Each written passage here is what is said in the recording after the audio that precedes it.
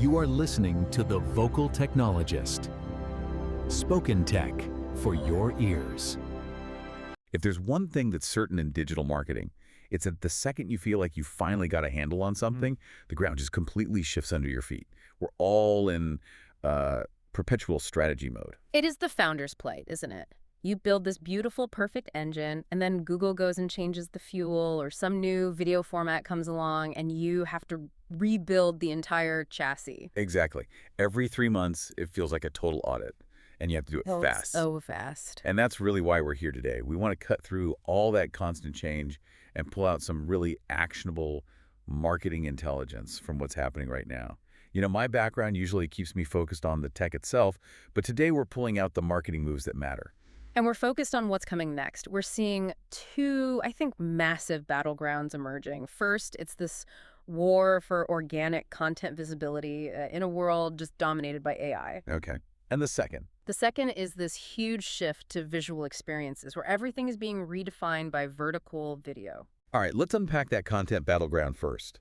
Because if you're a founder and you're spending time writing, Google is already sending some pretty clear warning shots about trying to game these new AI models. They really are. The risk is immediate, and it all comes from this bad assumption a lot of marketers made. You're talking about content chunking, right? Yeah. This idea that if you break your articles into these tiny tweet-sized sections, the AI will digest it better. Exactly. And Google reps have come out and explicitly said that's based on false assumptions. It doesn't just not help, they're warning it can actually hurt your long-term search performance. So that's the AI citation trap right there. They are not rewarding content that's formatted just for bots.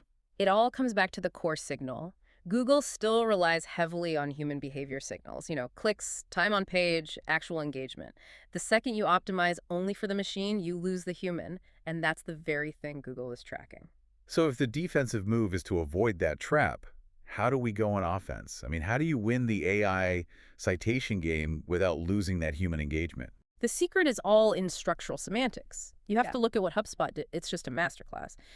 They managed to increase their paid citations by AI tools by, 642%? 642%? Yeah. But what did they actually do? It wasn't just adding more keywords, right? No, not at all. They changed the structure of the information itself.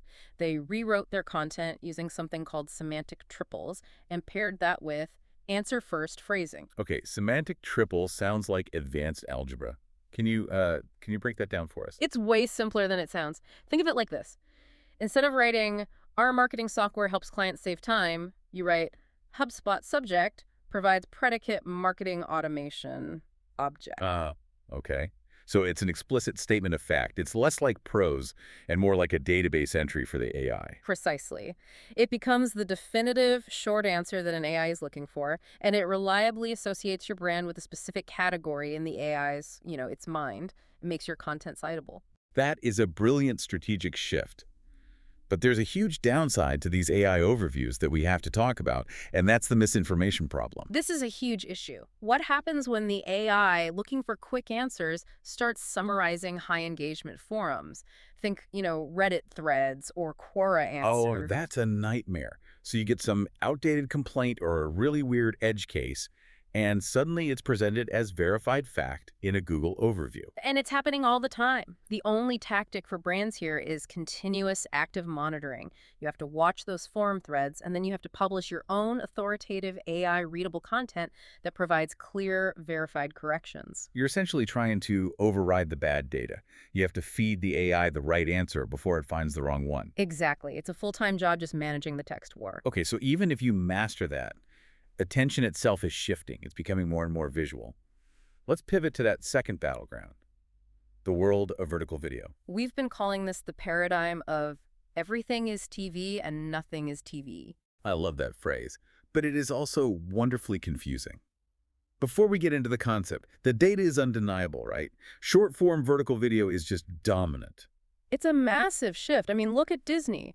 A company built on movies and horizontal TV is now rolling out a TikTok-style vertical video format across all its platforms, ESPN, news, everything. And from my perspective here on The Vocal Technologist, the tech is right there behind it. Google's VO 3.1 model can now generate native 9.16 vertical video. They're making it frictionless to create this stuff. Which brings us back to the concept. Everything is TV. What I mean is that our digital behavior is shifting to passive viewing. You know how you scroll through Instagram Reels or YouTube Shorts? It's that leaned back, almost hypnotic state. So as AI gets better at generating media, it's just going to create these infinite personalized TV channels just for you. It replaces the infinite scroll with the infinite stream. Exactly. And there are real economics behind this. The cost of a TV set has fallen, 98% since 2000 because of manufacturing efficiency. AI is doing the same thing for content creation. Right, so it's that old economic principle, Jevons paradox. Precisely. The idea that as something becomes more efficient, we don't use less of it, we end up using way, way more. Cheaper light bulbs didn't mean we used less light. It meant we lit up everything all the time. So cheaper AI video creation means the world will be flooded with personalized content, and the market for it just explodes. And we're already seeing this play out in sports marketing. The Super Bowl still gets huge numbers, 127 million viewers, but streaming is bringing in younger demos. Tubi saw over 26% of its Super Bowl viewers in that 18 to 34 range. And it's not just the games themselves, it's the story behind them. Yes, sports documentaries have just soared. We're talking 4.7 billion minutes viewed in 2021 to almost 17 billion in 2024. That passive, story-driven format is winning. Okay, so this is where it gets really actionable for a founder.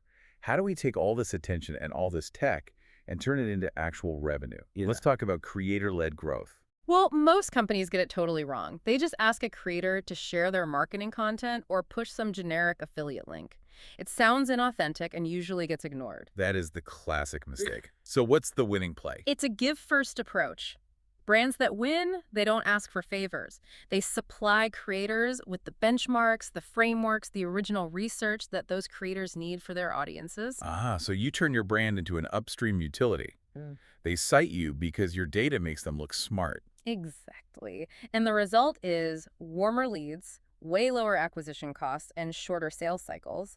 But, and this is a big but, it only works if you provide consistent value over months. It's not a quick hack. Okay, let's switch to monetization. You've got 3 really concrete pricing ideas to drive upgrades. What's the first? First, for any product that requires a bit of setup, consider quarterly billing. It filters for serious buyers and cuts down on that early churn you get when someone gives up after 10 days of a free trial. That's a clever filter for high-friction products. Okay, what about collaboration tool? Second idea. If collaboration is key to your product, stop limiting seats. Remove the seat limits and price on usage instead, like storage or API calls. This gets the whole team using it right away and speeds up monetization. Right, remove the barriers to adoption. Simple. And the third one feels like pure behavioral economics. It is. When you have to raise prices, use the differential increase. Raise your entry-level plans by more, say 27%, compared to your higher tiers, which you might only raise by 12%. Wait, won't hiking the basic plan that much just cause a lot of churn? That's the risk you manage, but it's intentional. You're subtly pushing your customers towards the plans where you provide more value for a lower relative price increase.